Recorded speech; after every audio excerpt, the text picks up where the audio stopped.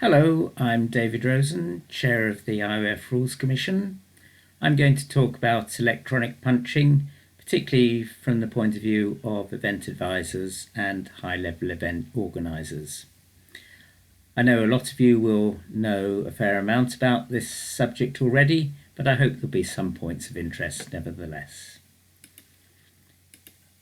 So I'm going to talk about punching principles, the initial decisions to be made, the information that you need to publish and the opportunities to practice that you need to give the competitors, the course planning considerations with respect to electronic punching, how to ensure the kit is working, the punching rules, how to handle mispunches, and finally some discussion points. So there are two main providers of electronic punching equipment in Western Europe. They are Sporty Dent and EMIT, and I'll be mainly talking about those, but of course the ideas relate to all types of punching system. So with Sporty Dent there are two types. There's the traditional Sporty Dent, which features two-way communication and where the punching record is stored in the backup memory of the control unit as well as in the memory of the Ecard. And the feedback is that the unit flashes and bleeps, and some more modern SI cards also flash and bleep.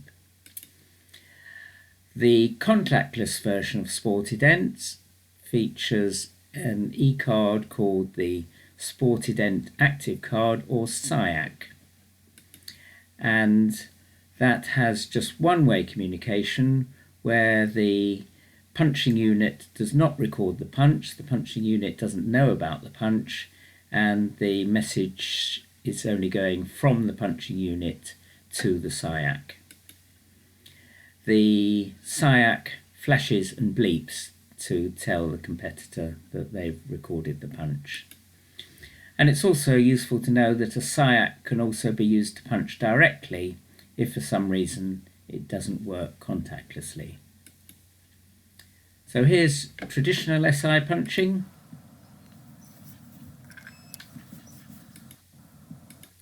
And here's contactless SI punching, which I've had to slow down.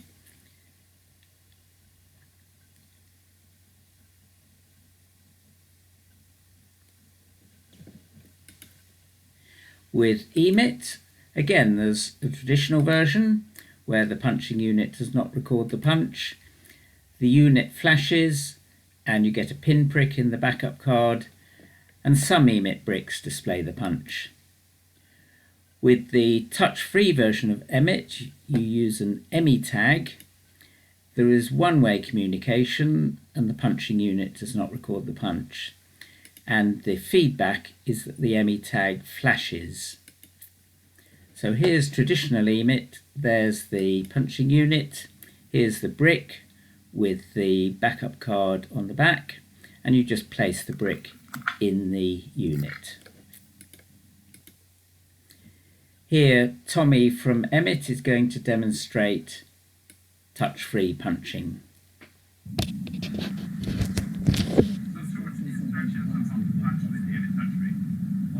Punching stays distance with standing still is to 170 centimeters.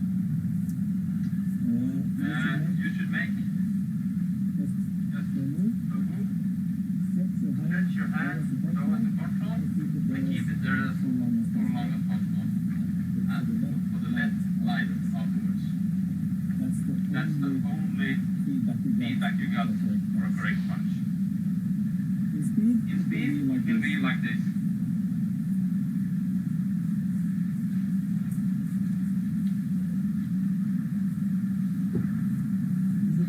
Not make any fast moves or hit the control unit because that's a fast move. Only when you're running, stretch your hand and keep it as long as possible. Thank you, Tommy. So there are some initial decisions to be made. And the first is which punching system. You might think that you're just going to use the punching system you normally use, but actually the punching system is only a small part of the whole IT package, and it may be that you're bringing in an IT package from people who are used to providing IT systems for major events, and they may have their preferred punching system which you have to use, which may be different from your one. So the whole IT package includes the big screen, timekeeping, webcasting, speaker information, results, radio controls, and TV. You also need to think about, are you going to issue e-cards to all competitors, or can competitors use their own? Are you going to use contactless, touch-free, or traditional punching? And normally nowadays for high-level events you're going to use contactless. Or with Sporty Dent it's also possible to use mixed punching. So in something like World Masters, where competitors will be normally using their own e-cards, some will have the SIACs, some will have the traditional SI cards, and in fact both can be used at the same event. Should you use one or two contactless cards? Obviously, carrying a second card provides some redundancy in case of failure of one of the cards, and Emmett in particular say that carrying two cards reduces the chance of missing a radio control. And are you going to do radio controls and timekeeping by the punching system or a separate system? You need to provide some sort of backup punching system to protect against the failure of either a control card or a punching device. And the standard way to do that is a pin punch. You need to provide the information about which type of punching system you're going to use as early as possible. You must provide an opportunity for competitors to practice before they go out on the course. Some may use a different punching system in their own country. So the rule says competitors shall have the possibility of practicing with the electronic punching system at the model event. And the IT team needs to practice too, with as much of the IT system as possible before the real live high-level event. Now we'll look at the considerations relating to electronic punching for the course planner. First of all, you need to mount and position the control units appropriately so that they're easy to punch and there are no bottlenecks. There should be no possibility of contactless punching through an uncrossable fence. And you need to consider the number of punching units required at each control. Generally, with contactless punching, you'll require fewer than you would for traditional punching. MTBO and SKIO often use 2 punching units, one either side of the track. You also need to think about control separation, which is partly about not tricking the competitors by having them too close, but also about the feedback from the contactless cards, because the SIAC flashes for 3 seconds, the ME tag flashes for 5 seconds, and you need to be sure that when you get to a control that the flashing you're seeing is from the control you're at, not at one you passed very recently. So the rule now says that the controls in forest shall not be sighted within 30 metres of each other, and for sprint the minimum distance, the minimum running distance is 25 metres. You need to try and ensure the kit is all working properly. So first of all, let's think about the control units. With Sporty Dent, You can either connect the control units to a computer, or you can use the service mode, which I'll demonstrate in a minute, to show the operating mode and the code. The operating mode is whether it's in beacon mode, the code for that is BCN, or whether it's just in the old-fashioned traditional punching mode. The time of the control unit, the stay awake time, which is shown as the off time, that is the time between the last traditional punch and the time when the control unit goes back to sleep again and then won't be operating in contactless mode. The firmware version, the number of punch records in the backup, the battery voltage, which should be greater than 3.15 volts, and the theoretical battery consumption, but it's better to rely on the battery voltage. Let's look at that. So here's control 108, but is it really 108 or is that just what it says on the label? So you use the service off key to punch it and put it into service mode. If you turn it over and look at the display, it says service mode, there's the time. It's a beacon control number 108, there's the time again. The off time, that's the stay awake time, is 7:20 minutes, 12 hours. The software version is 656. There are no punches in the backup memory. The battery voltage is 3.29 volts, that's okay. And the capacity supposedly is 31% used. You also need to synchronize the clocks inside the control units, and you can do that quite simply. You use the time master, which looks like this.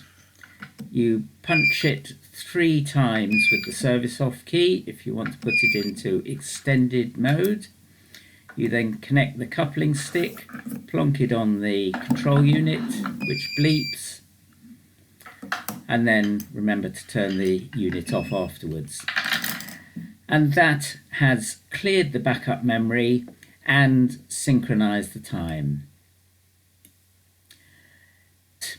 The touch-free Pro control unit comes with built-in batteries which are estimated to last at least 5,000 hours or 10 years.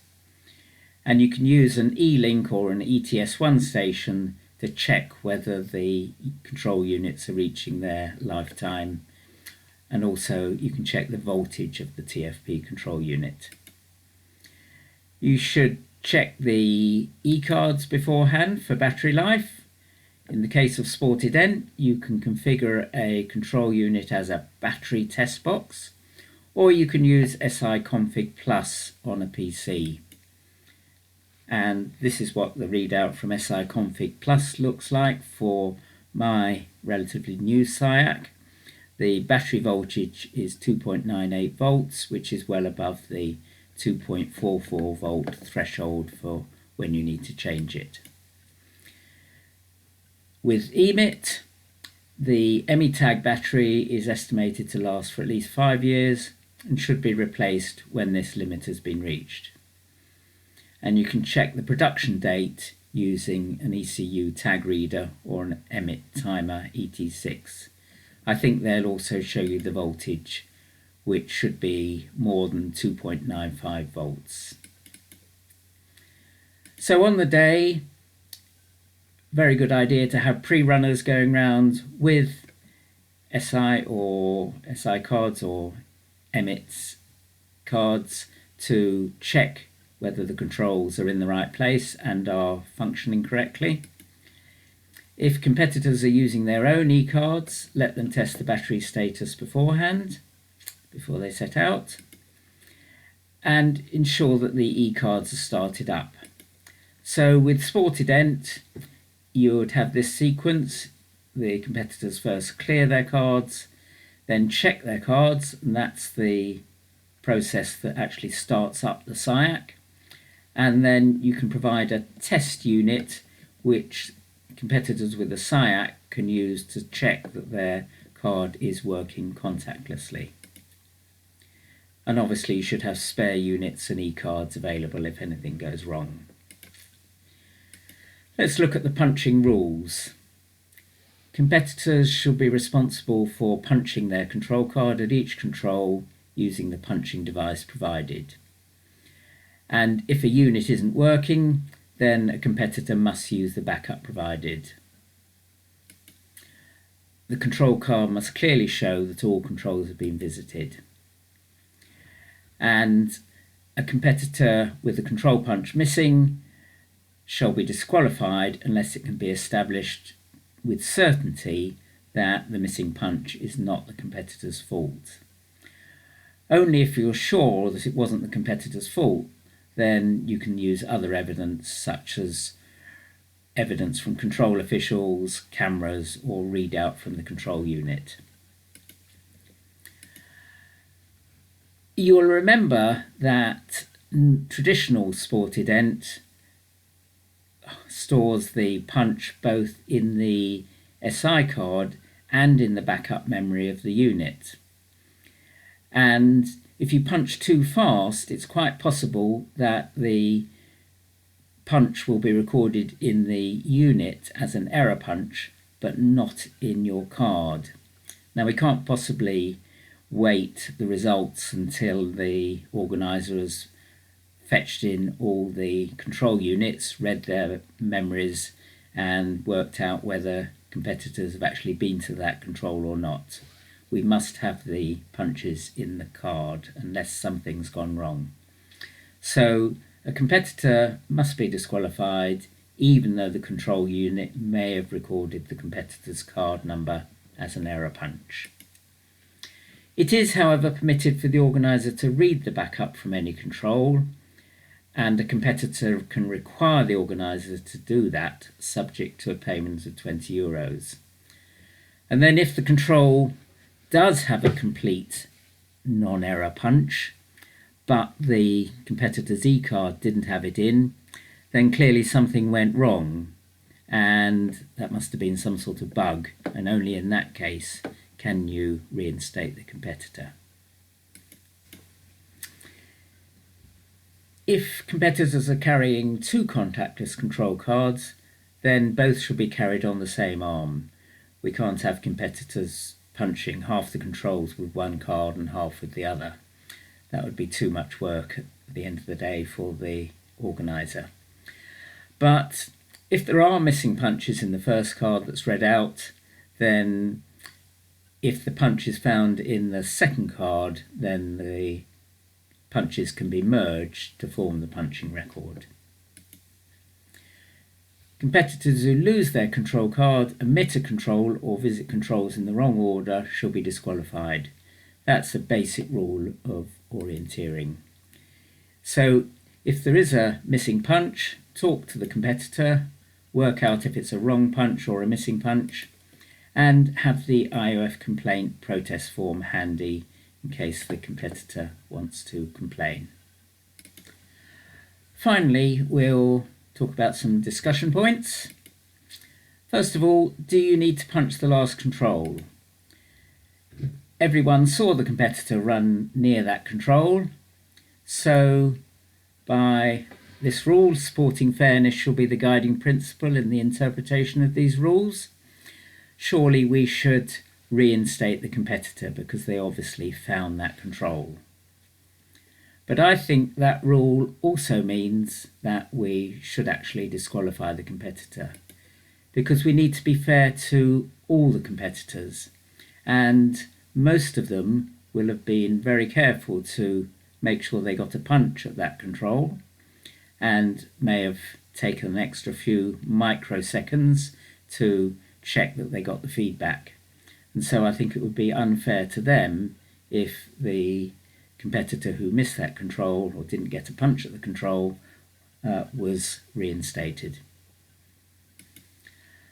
Let's look at an example of a problem from JWOC 2019 where the Russian runner's SIAC stopped working contactlessly halfway round and she had to punch traditionally for the rest of the course. and the timing showed that she was second by 1 second. After quite a bit of discussion, she was promoted to joint first place, and I think we agree that was the right thing to do. Finally, let's look at an example with traditional punching from the North American Championships 2014, where the winner had 2 missing controls, one of which he'd apparently visited earlier. Let's look at the printout, and you can see that control 6, number 50, hasn't been punched, and control 14, 213, hasn't been punched. Oh, but yes, it has. It was punched in position 6. But if you look at the time, that doesn't fit in with the sequence. And you can see that actually there's an extra control punched in position 14. That's 511, which mathematicians will recognise as 1 below a power of 2. And therefore in binary, it's represented by all ones. So there's something funny about that. And I think you can pretty soon see that what must have happened is that the runner had punched number 14 correctly, but it's been recorded for some reason in the SI card in position 6 and has overwritten the punch for number 50.